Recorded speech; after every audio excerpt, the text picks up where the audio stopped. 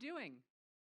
All right, here we go. Well, Bridget and I are going to close it out, and we're going to make it great. So Bridget is maybe one of the most productive people that I've ever come across in my research. During COVID, when the rest of us were like hiding, you were at Home Depot with your husband building satellites. Can you talk to me about how a Home Depot run turned into a $450 billion space startup? Absolutely. Thank you all very much for having me. 6 o'clock on, what is today? Tuesday? We're rocking? Nice.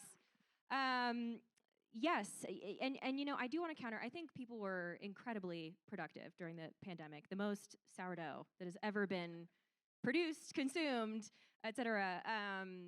Yeah, phenomenal time. But yeah, I think for us, really, our ideas around Northwood, our company, uh, crystallized around the pandemic when we had this moment of quiet, as a lot of people did, to step back and go really deep on a problem. And so my husband, our CTO, he had experience at Lockheed Martin where he was building, satellite transceivers. He built a lot of technology in RF, but we had that quiet, and we had a period of time where he was able to go really deep on a project, and Home Depot was down the road, and it was our source of materials to build antennas, ground antennas. We got some phenomenal imagery from public broadcast satellites.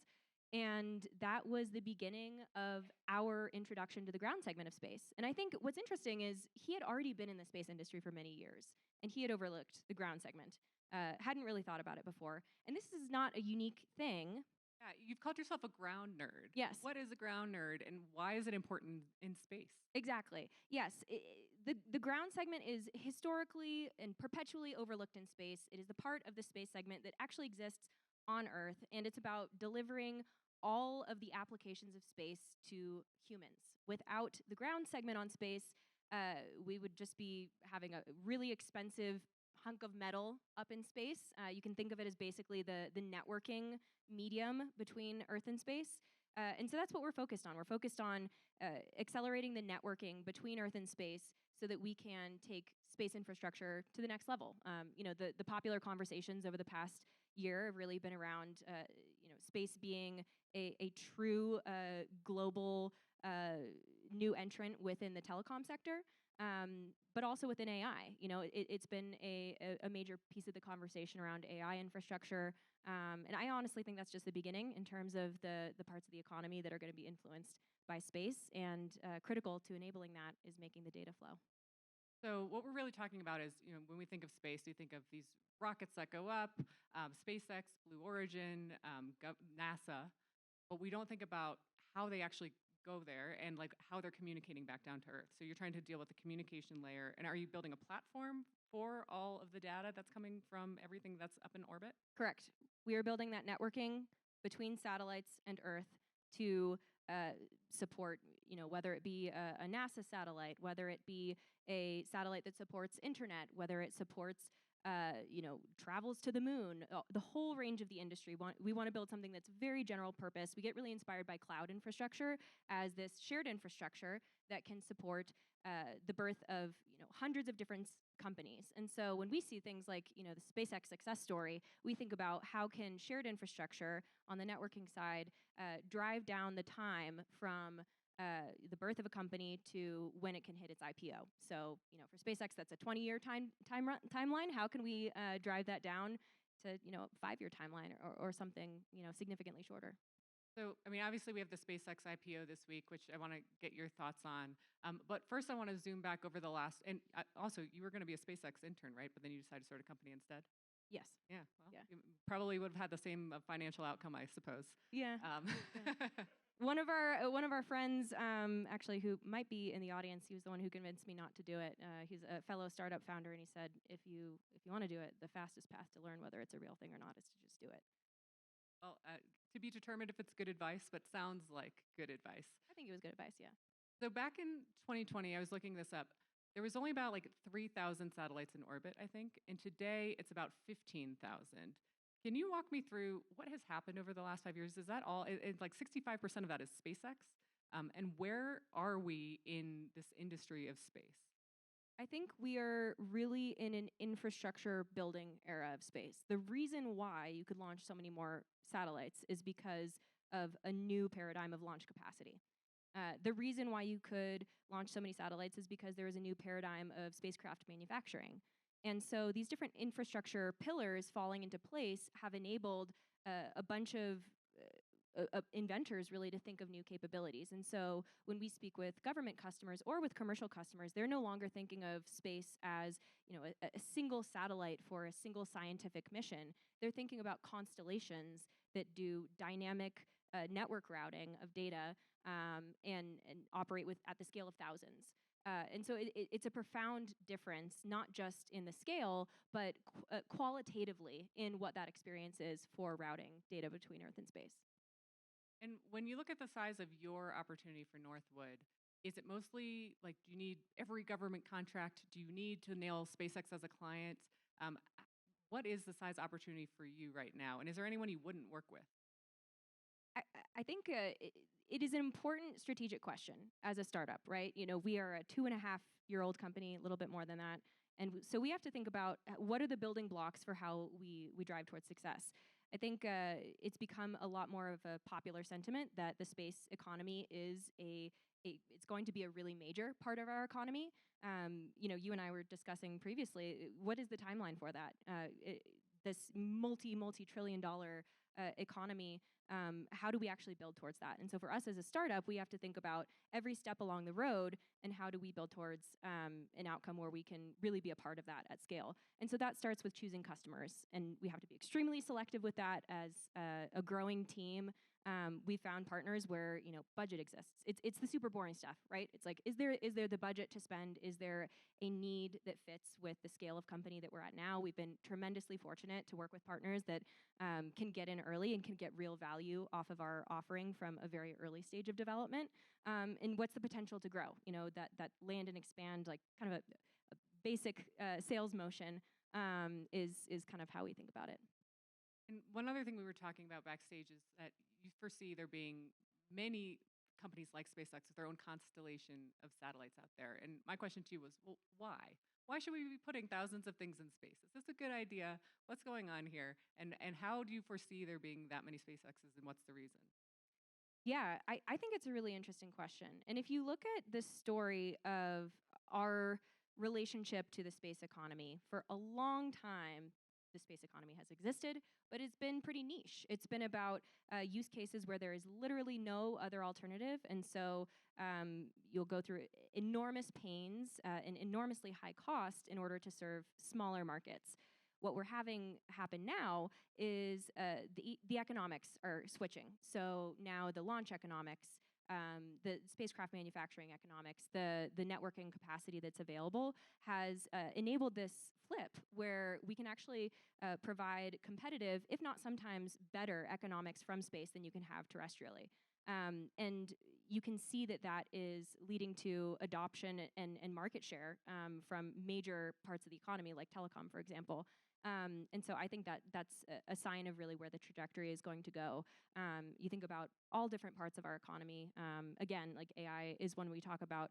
You can think about manufacturing. You can think about IoT, a bunch of different sectors where if you can get the economics right, and if you can actually perform competitively, if not better, on key metrics. For instance, for telecom sector, it really comes down to latency. Can you deliver the data fast enough?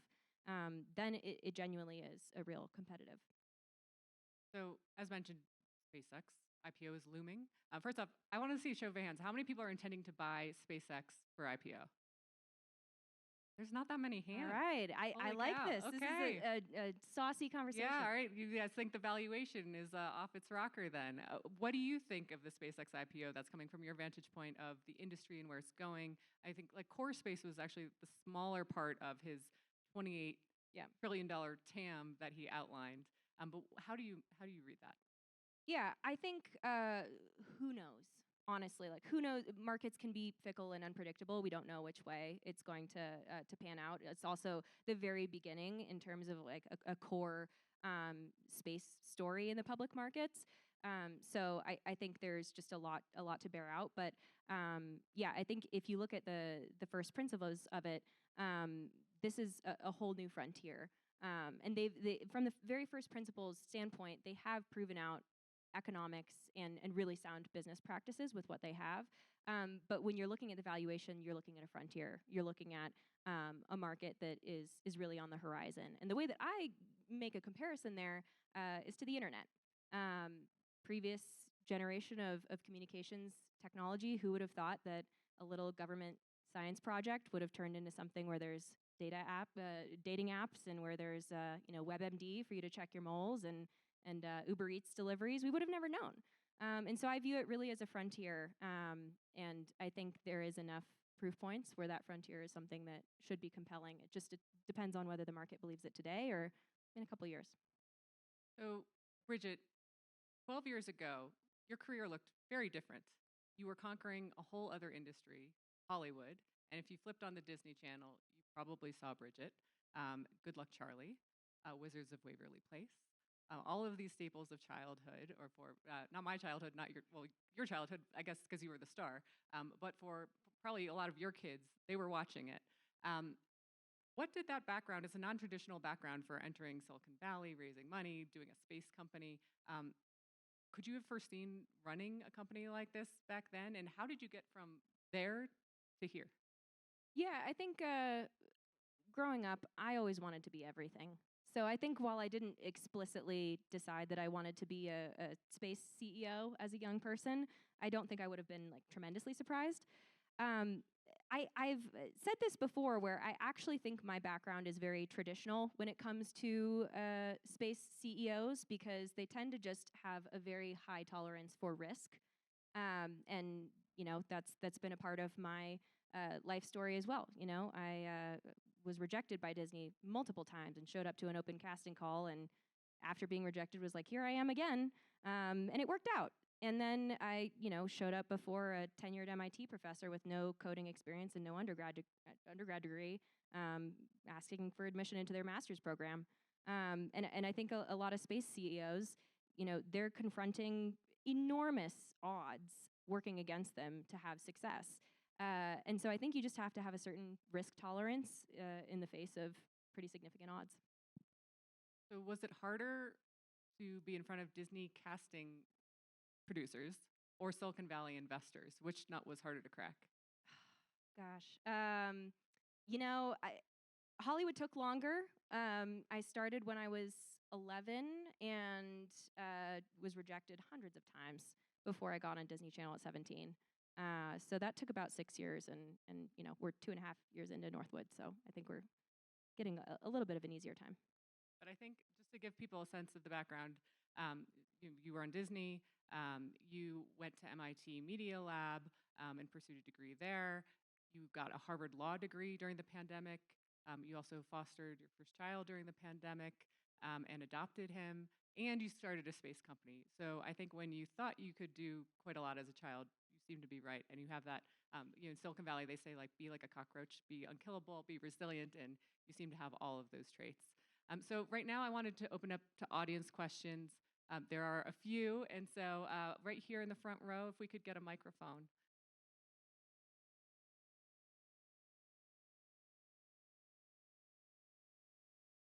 I'm Vinu Aishwarya with a company called Om Biotech in Philadelphia. We are a gene therapy company. Your story is very inspirational.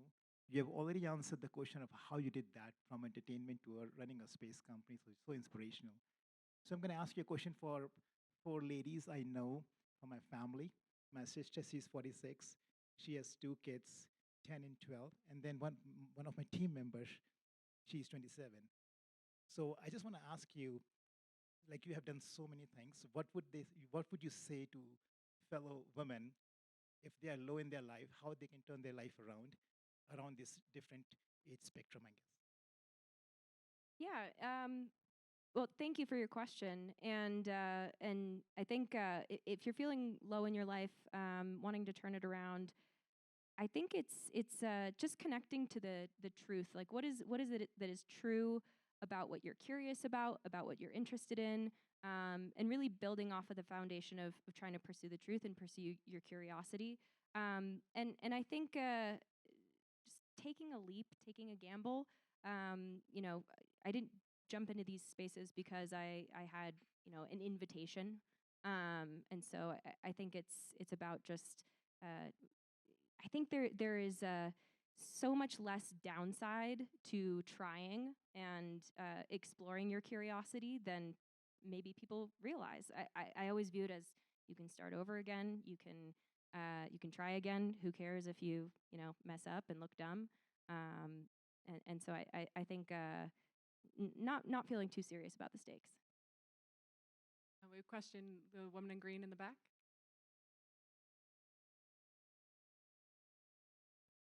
Hey, Bridget, I'm Kathy Pham. I'm currently with Revive, but also spent time at the Media Lab and the Berkman Klein Center, where you came at a point as well. A comment, then a question.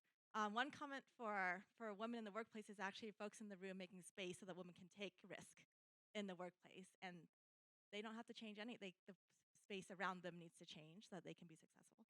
And my question is, what are, in your opinion, all the other sectors that are impacted positively that can grow because of the space sectors, like ones that we might even not even think about that are impacted by the fact that you exist? What are all the different vendors, companies that now will be building up?